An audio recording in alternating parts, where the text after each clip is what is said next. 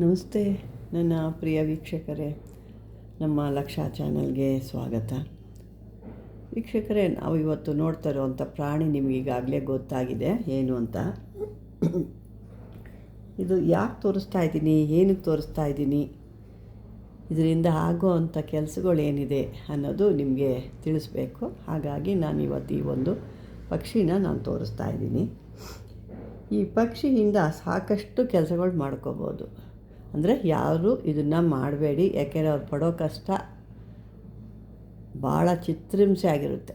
ಯಾಕೆ ಅಂತಂದರೆ ಪಡೋ ಅಂಥವ್ರು ನೋಡಿದಾಗ ಅವ್ರು ನಿಮಗೆ ತೊಂದರೆ ಮಾಡಿದರು, ಅವ್ರು ಪಡೋ ಅಂಥ ಕಷ್ಟ ನೋಡಿದಾಗ ನಿಮಗೆ ಅಯ್ಯೋ ನಾವು ಯಾಕಾರು ತೊಂದರೆ ಮಾಡಿದ್ವೋ, ಅಯ್ಯಪ್ಪ ಈ ಕಷ್ಟ ನೋಡಲಿಕ್ಕಾಗಲ್ಲ ಅನ್ನೋರಿಗೆ ಬಂದ್ಬಿಡುತ್ತೆ ಮನಸ್ಸಿಗೆ. ಆ ಥರ ಅನುಭವಿಸ್ತಾ ಇರ್ತಾರೆ.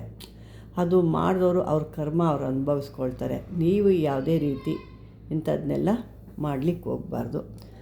ಏನಕ್ಕೆ ಈ ವಿಷಯಗಳು ಹೇಳ್ತೀವಿ ಅಂದಾಗ, ಕೆಲವೊಂದು ಇಂಥ ಒಂದು ಇದರಲ್ಲಿ ಕೂಡ ಮಾಡ್ತಾರಾ, ಇದರಿಂದ ಏನು ಮಾಡ್ತಾರೆ, ಯಾಕೆ ಮಾಡ್ತಾರೆ, ಅಥವಾ ಯಾರಾದರೂ ನಿಮ್ಮ ಸುತ್ತಮುತ್ತಲಿನಲ್ಲಿ ಯಾರಿಗಾರು ಈ ಥರ ಆಗಿದರೆ ಅವ್ರಿಗೆ ಗೊತ್ತಿಲ್ಲದಿದ್ದಾಗ ನೀವು ಇಂಥದ್ದಾಗಿದೆ, ಇಂಥದ್ದಿದೆ ನೋಡ್ಕೊಳ್ಳಿ ಅಂತ ಹೇಳಿ ಅನ್ನೋ ಉದ್ದೇಶಕ್ಕೆ, ಅಥವಾ ಇಂಥ ಒಂದು ವಿದ್ಯೆ ಇದೆ ಅಂತ ತಿಳ್ಕೊಳ್ಳಿ ಅನ್ನೋ ಉದ್ದೇಶಕ್ಕೆ ನಾನು ಇದನ್ನು ತೋರಿಸ್ತಾ ಇದ್ದೀನಿ. ಯಾವುದೇ ಆಗಲಿ ಕಾರಣಾಂತರಕ್ಕೂ ನೀವು ಇದನ್ನು ಬೇರೆಯವ್ರಿಗೆ ಮಾಡಿಕೊಡ್ದು.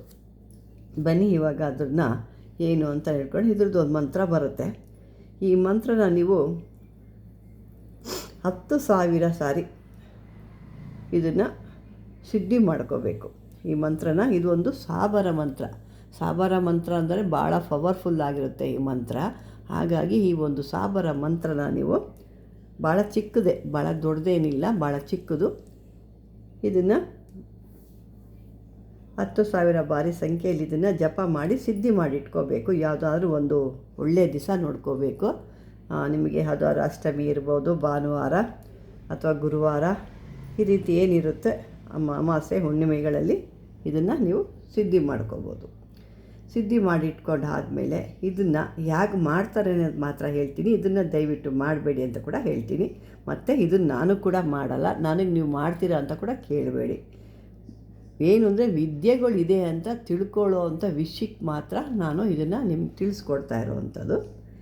ಇದನ್ನು ಏನು ಮಾಡ್ತಾರೆ ಅಂದರೆ, ಈ ರೀತಿ ಸಿದ್ಧಿ ಮಾಡ್ಕೊಂಡಾದಮೇಲೆ ಈ ಒಂದು ಗೂಬೆದು ಏನು ಹೇಳ್ತೀವಿ, ಇದು ಇದರಲ್ಲಿ 2 ಥರ ಕೂಡ ಇದೆ. ಈ ಒಂದು ದೇವತಾ ಗೂಬೆ ಅನ್ನೋದು ಕೂಡ ಇರುತ್ತೆ, ಒಂದು ಕೆಟ್ಟದು ಇರುತ್ತೆ. ಅಂದರೆ ಕಾಡದಲ್ಲಿರೋ ಅಂಥದ್ದು ಸ್ವಲ್ಪ ಕಪ್ಪು ಕಲರ್ ಆಗಿರುತ್ತೆ, ಬ್ರೌನ್ ಕಲರು. ದೇವತಾ ಲಕ್ಷ್ಮೀ ವಾಹನ ಅನ್ನೋದು ಬಿಳಿಯಾದಾಗಿರುತ್ತೆ. ಮತ್ತು ಅದಕ್ಕೆ ಈ ಋಷಿಗಳ ಥರ ಮುಂದೆ ಗಡ್ಡ ಥರ ಉದ್ದಕ್ಕೆ ಥರ ಬೆಳ್ಕೊಂಡಂಗಿರುತ್ತೆ. ಅದು ನೋಡಿದಾಗ ಸಾಮಾನ್ಯವಾಗಿ ಒಂದು ಋಷಿ ಇರ್ಬೋದು ಅನ್ನೋಂಗಿರುತ್ತೆ, ಬಿಳಿಯಾಗಿರುತ್ತೆ. ಅದು ಯಾವುದೂ ಕಲರ್ ಇರೋದಿಲ್ಲ ಅದಕ್ಕೆ. ಅದು ಭಾಳ ಅದನ್ನು ನೋಡಿದ್ರೇ ಏನೋ ಮಹಾಲಕ್ಷ್ಮಿ ಮನೆಗೆ ಬಂದಳು ಅನ್ನೋಷ್ಟು ಸಂಕೇತ ಇರುತ್ತೆ. ಅದೇ ಈ ಕಾಡಲ್ಲಿ ಇರುವಂಥದ್ದು ಏನಾದರೂ ಮನೆ ಮುಂದೆ ಬರೋದು ಅಥವಾ ಓಡಾಡೋದು ಆದರೆ ಏನೋ ಅನಿಷ್ಟ ಅಂತ ಅದನ್ನು ನಾವು ತಿಳ್ಕೊಳ್ತೀವಿ ಕೆಲವೊಂದು ವಿಷಯಗಳಲ್ಲಿ, ಅಥವಾ ಒಂದು ಇದರಲ್ಲಿ ನಾವು ನೋಡಿದಾಗ ಅದು ಒಂದು ಅನಿಷ್ಟ. ಕೆಲವರು ಮನೆ ಮೇಲೆ ಕೂತ್ಕೊಂಡಾಗ ಅವ್ರಿಗೇನೋ ಒಂದು ಕೆಟ್ಟದ್ದು ಕಾದಿದೆ ಅಂತ ಕೂಡ ಹೇಳ್ತಾರೆ. ಕೆಲವೊಂದು ಮನೆ ಮುಂದೆ ಕೆಲವು ಮೇಲ್ಗಡೆ ಕೂತ್ಕೊಳ್ತವೆ, ಇದು ಕೆಟ್ಟದು. ಅದೇ ಈ ಬಿಳೆ ಗೂಬೆ ಅನ್ನೋದು ಕೂತ್ಕೊಂಡಾಗ ಲಕ್ಷ್ಮೀ ವಾಹನ ಅಂತ ಅದಕ್ಕೆ ಸಂಬಂಧಪಟ್ಟಿದ್ದು. ಅದನ್ನು ನೋಡಿದಾಗ ಮಹಾಲಕ್ಷ್ಮಿ ಏನೋ ನಮ್ಮ ಕಡೆ ಕೃಪಾದೃಷ್ಟಿ ಬಿಟ್ಟಿದ್ದಾಳೆ ಅಂತ ಅರ್ಥ. ಹಾಗಾಗಿ ಅದು ನೋಡ್ಕೊಳ್ಳಿ. ಆ ಥರ ಏನಾದ್ರು ಸಿಕ್ಕಾಗ ನಿಮಗೆ ಆ ಬಿಳಿ ಗೂಬೆ ಖಂಡಿತ ನೀವು ಕೈ ಮುಗಿದು ಬೇಡ್ಕೊಳ್ಳಿ ಆ ದೇವಿನ. ಇದನ್ನೇನು ಮಾಡಬೇಕು, ಈ ಗೂಬೆನ ಅಂದರೆ ನಾನು ಹೇಳ್ತಿರೋದು ಈ ಕಪ್ಪು ಥರ ಗೂಬೆ, ಅಂದರೆ ಬ್ರೌನ್ ಕಲರ್ ಕಾಡು ಗೂಬೆ ಅಂತೀವಿ ನೋಡಿ, ಆ ಥರ ತೊಗೋಬೇಕು. ಇದನ್ನು 1 ಅಂಗುಲ ಉದ್ದ ಇರೋ ಅಂಥ ಅದ್ರದ್ದು ಒಂದು ಮೂಳೆ ತೊಗೋಬೇಕು. ಅಂದರೆ ಅದನ್ನು ಎಲ್ಲ ಸಾಯಿಸಬಾರ್ದು, ಎಲ್ಲ ಸತ್ತು ಬಿದ್ದಿರೋ ಅಂಥದ್ದನ್ನ ನೋಡ್ಕೊಂಡು ನೀವು ಮಾಡ್ಕೋಬೇಕು. ಯಾಕೆಂದರೆ ಪ್ರಾಣಿ ಪಕ್ಷಿಗಳು ಹಿಂಸೆಗಳನ್ನ ಇಲ್ಲಿ ನಾನು ಯಾವುದೇ ರೀತಿ ಪ್ರಚೋದನೆ ಮಾಡ್ತಾ ಇಲ್ಲ. ಇದನ್ನು ಏನು ಹೇಳಿದೆ ನಾನೀಗ ನಿಮಗೆ, ಆ ರೀತಿ ಒಂದು ಗೂಬೆ 1 ಅಂಗುಲ ಉದ್ದ ಇರುವಂಥ ಒಂದು ಮೂಳೆನ ತಗೋಬೇಕು. ಈ ಮೂಳೆ ತಗೊಂಡು ಈ ಒಂದು ಮಂತ್ರ ಹೇಳ್ತೀನಿ ನಾನು. ಆ ಮಂತ್ರದಿಂದ 7 ಬಾರಿ ಅದನ್ನು ಅಭಿಮಂತ್ರ ಮಾಡಬೇಕು.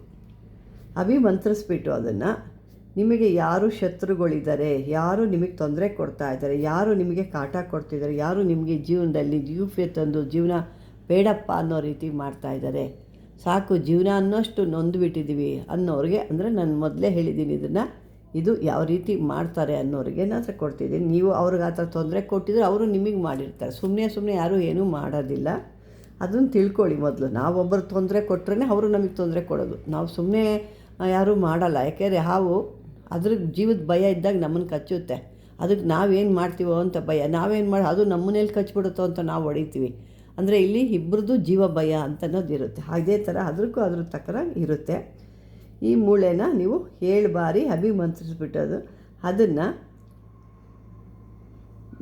ಯಾರದೇ ಮನೆಯಲ್ಲಿ ನೀವು ಹೂಳಿಟ್ರೂ ಕೂಡ ಅವರ ಉಚ್ಚಾಟನೆ ಆಗಿಬಿಡುತ್ತೆ.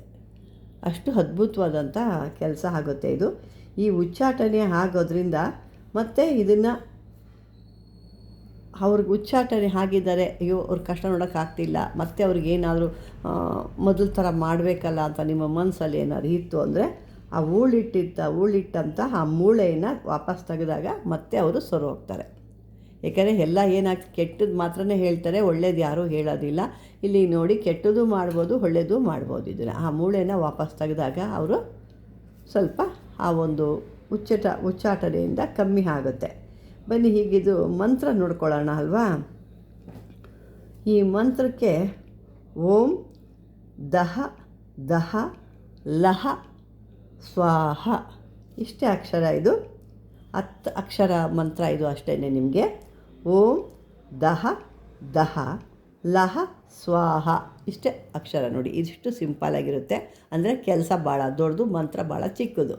ಅಂದರೆ ನಾನು ಮೊದಲೇ ಹೇಳಿದ್ದೀನಿ, ಅನ್ಯಾಯಕ್ಕೆಲ್ಲ ಹೋಗಬೇಡಿ. ಇದನ್ನು ತಿಳ್ಕೊಳ್ಳೋ ವಿಷಯಕ್ಕೆ ಇಂಥದ್ರಿಂದನೂ ಒಂದು ಕೆಲಸ ಆಗುತ್ತಾ, ಇಂಥದ್ರಿಂದನೂ ಒಂದು ಉಚ್ಚಾಟನೆ ಆಗುತ್ತಾ ಅನ್ನೋ ತಿಳ್ಕೊಳ್ಳೋ ಉದ್ದೇಶಕ್ಕೆ ನಾನು ನಿಮಗೆ ಹೇಳ್ತಾ ಇದ್ದೀನಿ.